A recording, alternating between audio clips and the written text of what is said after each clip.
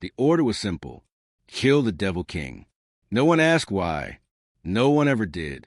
Raven Moore had been trained since childhood to obey, not to question. Shadow blades, poison spells, silent movement.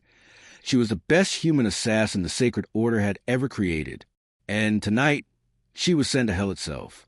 The portal opened beneath her feet, dragging her into a world of burning skies and black stone. The air smelled of ash and blood. The Devil King awaited her, not chained, not surprised. He sat on a throne of obsidian, massive wings folded behind him, eyes glowing like dying embers. "You're late," he said calmly. Raven's breath hitched. He wasn't raging. He wasn't monstrous. He was tired. She raised her enchanted dagger anyway. "For the crimes of eternity," she declared, voice steady, "I sentence you to death." The Devil King smiled faintly. "My name," he said, standing slowly, "is Amon." She lunged. Steel met dark magic. The clash shattered pillars and sent shockwaves through the throne hall. Raven moved faster than any human should, but Amon never struck to kill.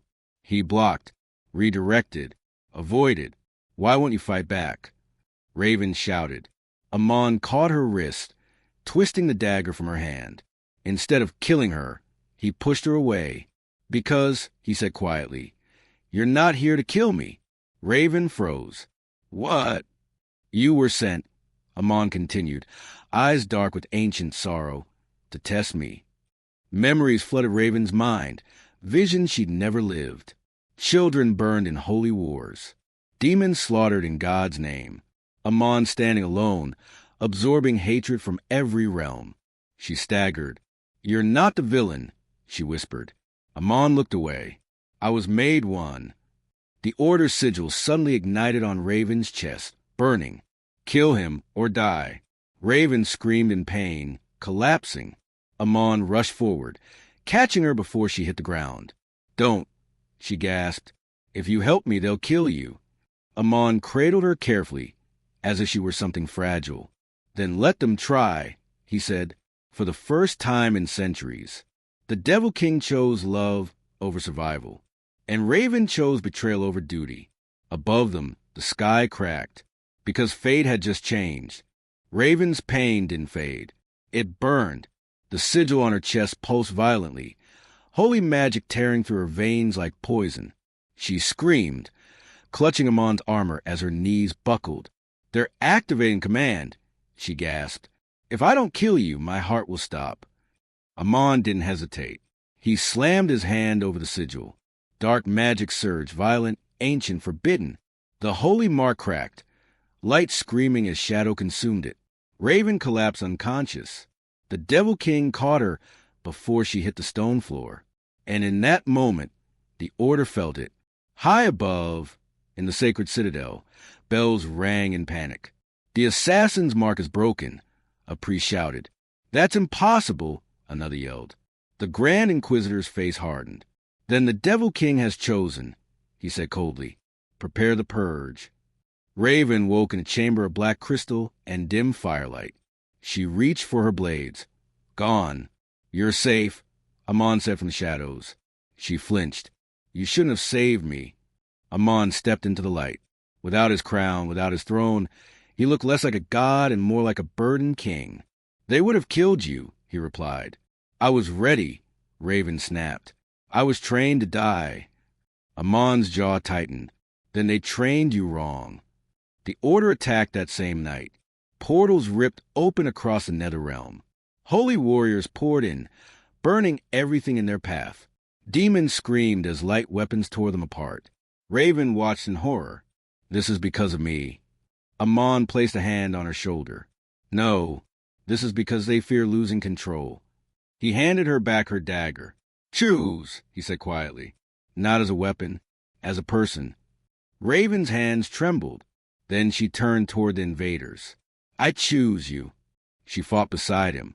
Human and devil back to back. Raven moved like death itself, silent, precise. But now she protected instead of hunted. Amon shielded her with his wings, taking blows meant for her. At one point, a holy blade pierced his side. Raven screamed. "Amon!" He staggered, but didn't fall. "You see," he said through pain, "I can bleed too." Her chest ached at the sight. As the battle raged, ancient runes ignited across the sky. A voice older than heaven or hell thundered through all realms. When the assassin betrays her order and the devil chooses love, one heart must stop. Raven felt it immediately. Her heartbeat slowed. Amon froze. "No," he whispered. The prophecy branded itself into Raven's soul like ice. "This is how it ends," she said softly. Amon grabbed her face, forcing her to meet his eyes. "I will not let you die for me." Raven smiled sadly. "You already are." As the last of the order retreated, silence fell again. The battlefield was ruined.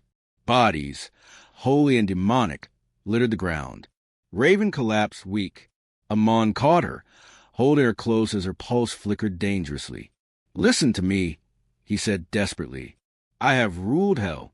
I will break this fate." Raven rested her forehead against his chest. "Don't," she whispered. "If you break the prophecy, both worlds fall." Tears burned in the Devil King's eyes. "I can't lose you." Raven closed her eyes. "You were never meant to keep me." Above them, the prophecy burned brighter. Time was running out, and love had officially become a death sentence. Raven could feel it now. Her heartbeat. It wasn't steady anymore. Each beat came slower than the last, like time itself was forgetting her. Amon carried her through the ruined corridors of the Nether Realm, his wings shielding her from falling ash and distant explosions. Every step felt heavier than the previous one. "Put me down," Raven whispered. "No," Amon said sharply. "Not while you're breathing." She smiled weakly. "You always command like a king." "And you always disobey like an assassin," he replied, but his voice broke at the end. The prophecy was alive. It burned across Raven's skin in faint glowing lines, spreading from her chest to her neck. Amon placed her gently on a stone altar inside an ancient chamber, older than hell itself. Runes covered the walls, pulsing with forbidden knowledge. "This place," Amon said, voice low, "was built to rewrite fate." Raven looked at him slowly. "At what cost?" Amon didn't answer, because he already knew. As hours passed, Raven weakened. Her fingers grew cold. Her vision blurred. "Amon," she murmured, "stay with me." "I'm here," he said instantly, gripping her hand. "I'm not going anywhere." She studied his face. The horn slightly cracked, the glow in his eyes dimmer than before. "You're changing," she whispered. Amon exhaled shakily. "The prophecy is stripping me of my power. Every beat your heart loses. I lose what makes me a devil." Raven's eyes widened. "You're becoming human." "Yes." Fear flashed across her face, not for herself. For him. "That means you'll die too," she said. Amon shook his head. "If it keeps you alive, I'll accept it." Tears slipped from Raven's eyes. "You were born a king," she whispered. "I won't let you die like a sacrifice." The sacred order returned at dawn. Their voices echoed through the realm like judgment. "Give us the assassin," the Grand Inquisitor demanded, stepping forward with blazing holy light. "The prophecy demands her death." Raven forced herself upright, trembling. "I'll go," she said. Amon roared. The sound shook the heavens. "She is not yours," he thundered. "She never was." The Inquisitor smiled cruelly. "Then choose, Devil King. Her life or your soul." The runes on the walls ignited. The ancient magic answered. Amon fell to his knees. Pain unlike anything he'd known tore through him. His wings shattered into shadow. His crown dissolved into ash. Raven screamed, "Stop! Take me instead." But fate didn't listen. Amon looked up at her. Now just a man kneeling in blood and darkness. "No throne," he whispered. "No power." He reached for her hand. "Just love." Raven sobbed, gripping him tightly. "I don't regret it," she cried. "Not once." "Neither do I," he said. The prophecy flared one final time. One heart must stop. Raven felt her chest tighten. Amon felt his soul tearing free. They both knew the ending had arrived. Raven pressed her forehead against his. "Kiss me," she whispered. Before it ends. Amon kissed her like the world was already gone. And somewhere deep within the magic, fate hesitated. The kiss broke slowly, like they were afraid the moment would disappear if they moved too fast. Raven's breath was shallow now. Each inhale felt borrowed. Her fingers tightened weakly in Amon's hand, as if letting go would end everything. Amon, she whispered, it's choosing. He nodded. I know. The prophecy burned above them. No longer words, just pure, merciless truth. One heart must stop. The Grand Inquisitor stepped forward, staff blazing with holy fire. End this, he commanded. Choose the assassin. The world will remain balanced. Amon stood, unsteady, human, bleeding. No, he said quietly. The Inquisitor sneered. Then you doom us all. Amon looked back at Raven. She was smiling through tears. You taught me how to choose, she whispered. Now let me. Before he could stop her, Raven pushed him back and stepped fully into the center of the runes. The magic reacted instantly. No. Amon screamed, rushing forward. Too late. The prophecy shifted. It hadn't wanted her death. It wanted payment. Raven turned to him one last time. I was trained to kill monsters, she said softly, but I fell in love with a man. Light and shadow tore through her chest. Her heart stopped. The runes exploded into silence. Amon caught her as she fell. Her body was warm. Too warm for someone who would never breathe again. Raven, he whispered. Stay, please. No answer. The sacred order felt it then. The prophecy fulfilled, the balance sealed. The Inquisitor stepped back in shock. The Devil King lives, he muttered. But Amon didn't look victorious. He looked ruined. Hell collapsed that day. Not in fire, but in peace. Without a king, without prophecy, without war. Amon sealed the realms forever, ending both holy and demonic crusades. He disappeared into the human world, a man with no throne, and a grave in his heart.